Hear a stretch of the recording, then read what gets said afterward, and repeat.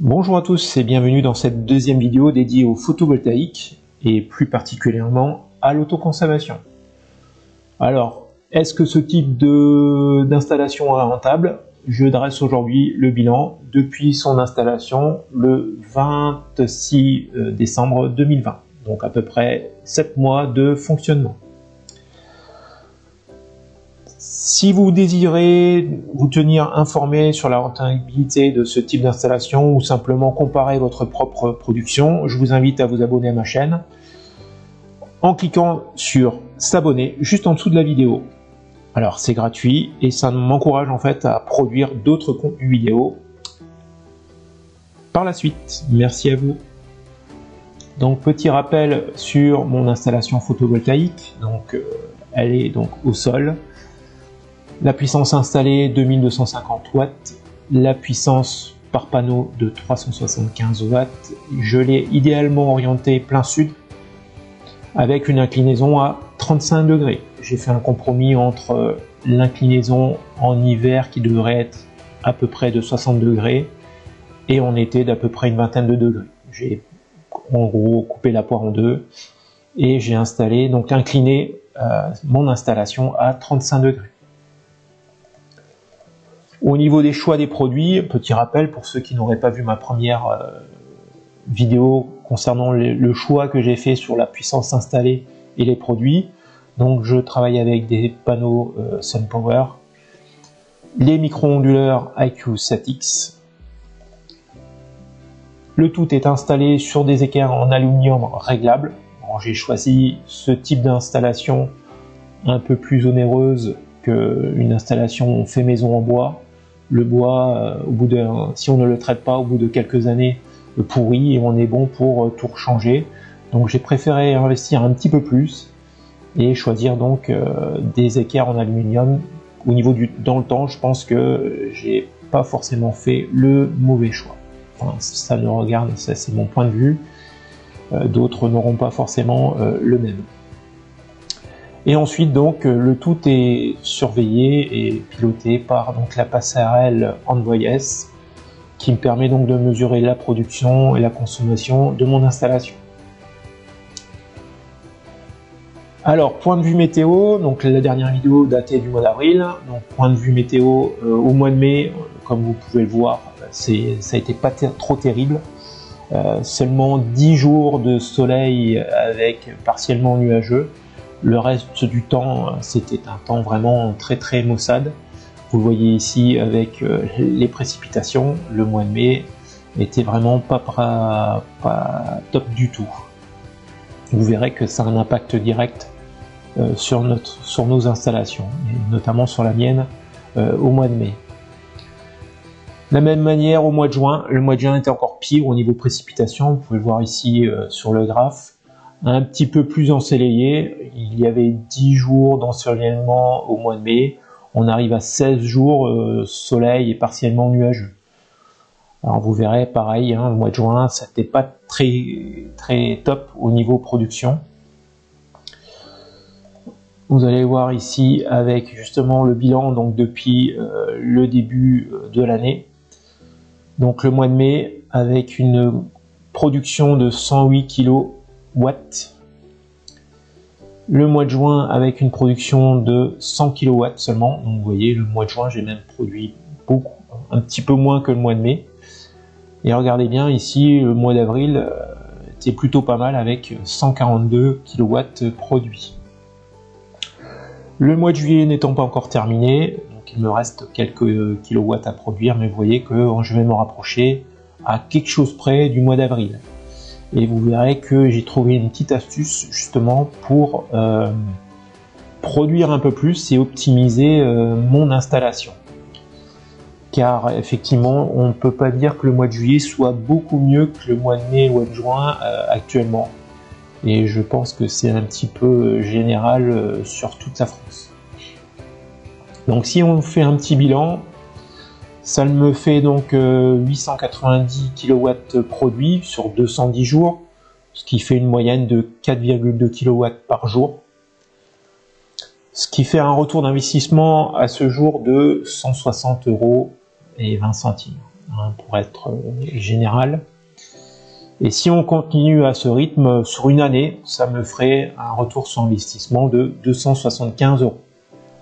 Alors ouais, certains doivent se dire, bah, c'est pas énorme sur le prix de revient d'une telle installation. Alors effectivement, aujourd'hui, si je devais faire le bilan, il me faudrait à peu près 13 ans pour rentabiliser mon installation. Alors 13 ans, c'est long. Mais avec les garanties proposées sur les produits, les micro-onduleurs j'ai 20 ans, les panneaux j'ai 25 ans de garantie, donc ça me laisse quand même quelques années, on va dire, de bénéfices et de gains.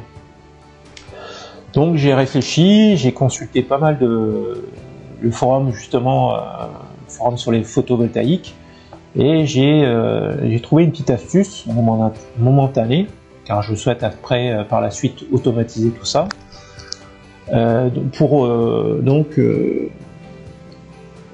faire et optimiser encore mieux mon installation. Alors vous avez ici les essais d'optimisation que j'ai faits. Donc j'ai simplement déconnecté et enlevé la production d'eau chaude la nuit, pendant les heures creuses. Et j'ai décidé en fin de compte de produire et chauffer mon eau seulement en journée. Donc vous voyez ici le graphe de production. Donc avant ces essais d'optimisation, je me levais le matin avec déjà en gros 5 à 6 kW produits rien que sur mon panneau d'eau chaude, avant même de produire ma propre énergie grâce à mes panneaux. Donc là vous avez les courbes de ma consommation d'énergie sans production d'eau chaude. Donc vous voyez, la nuit je consomme à peu près entre 1,76 et 2 kW. Et voilà ce que j'ai fait. Donc j'ai fait un essai donc le 22 juillet par un beau temps bien ensoleillé, 31 degrés. Vous voyez ici jusqu'à 6h, 6h30 du matin ma consommation électrique. Le matin, donc ici la mise en route de la cafetière. Ici sans doute un sèche-cheveux, ce type de choses qui se met en route le matin. Et ensuite la production solaire qui commence à peu près aux alentours de 7h30. Ici un petit lave-vaisselle qui se met en route, une machine à laver, et ensuite j'ai fait mes essais. Donc j'ai mis en route mon chauffe-eau, et mon chauffe-eau logiquement est censé fonctionner à 3000 watts. Mon installation étant uniquement de 2250 watts, pour éviter de consommer plus que je peux produire, j'ai fait une petite bidouille au niveau de mon chauffe-eau. Je ferai une petite vidéo pour vous expliquer tout ça. Et je fonctionne uniquement sur une résistance de 1000 watts. Donc j'ai simplement shooté et enlevé deux résistances de 1000 watts sur mon chauffe-eau. Et vous voyez que ici je consomme à peu près donc pendant de midi et demi à peu près jusqu'à 6h le soir. Je produis une puissance de à peu près 1400 watts. Donc 1400 watts, ça correspond à quoi? Aux 1000 watts de ma résistance chauffe-eau, et ensuite de tous les appareils qui tournent journalièrement. Donc vous voyez, ce qui correspond à peu près à une production de entre 300 et 400 watts en continu. Et vous voyez que grâce à ça, je peux faire et produire 9 kW. 9 kW, si j'arrive à produire ça dès qu'il fait beau tous les jours, je peux effectivement être, et regardez ici, donc plutôt ou moins rentable sur une journée ensoleillée. Donc vous voyez ici la production de mes panneaux sur la journée du 22. Et sur cette journée du 22, j'arrive à être indépendant en énergie à 70%. Donc là, si on fait un petit calcul, j'ai réellement importé 4,1 kW, donc à peu près 2 kW pendant les heures creuses, 2 autres kilowatts en fin de journée. Donc c'est une journée à moins d'1 € au niveau consommation.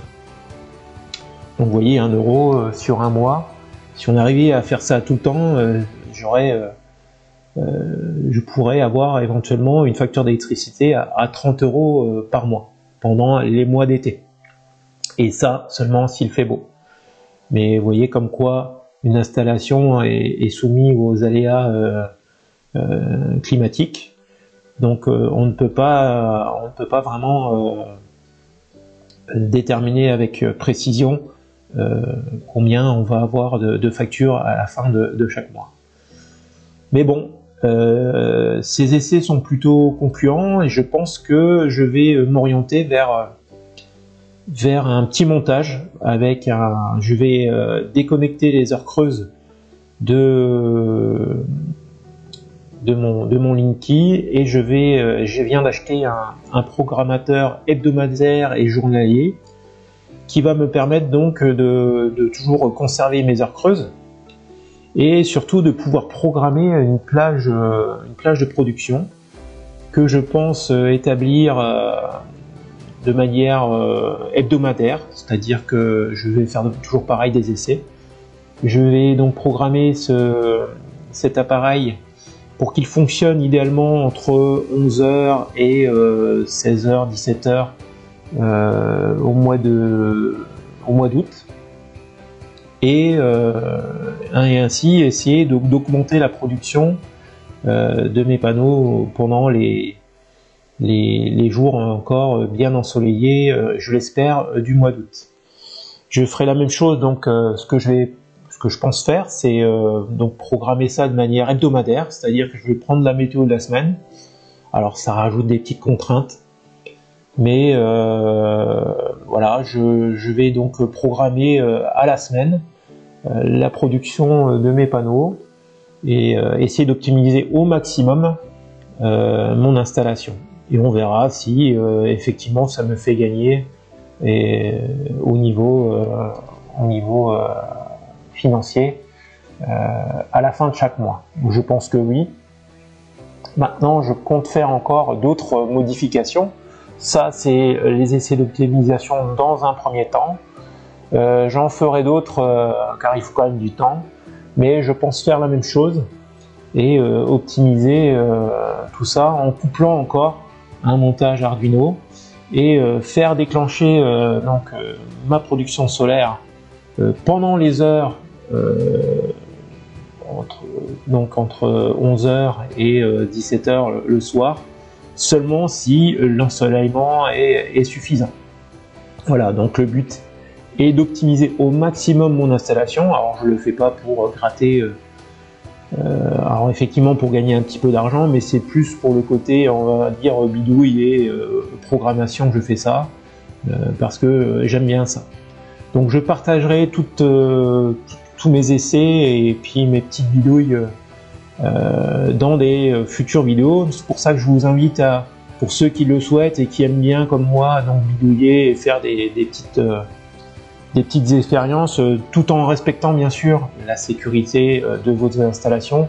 Je vais éviter de foutre le feu à la baraque, comme on dirait, et donc je le fais pour moi-même et j'incite chaque personne à bien prendre ses précautions quand vous faites à votre niveau ce genre de modification, à savoir que moi je le fais pour ma propre production et j'engage ma propre responsabilité sur mon installation, mais à savoir quand même que je prends toutes les précautions pour ne pas mettre en danger mon installation électrique et ma maison.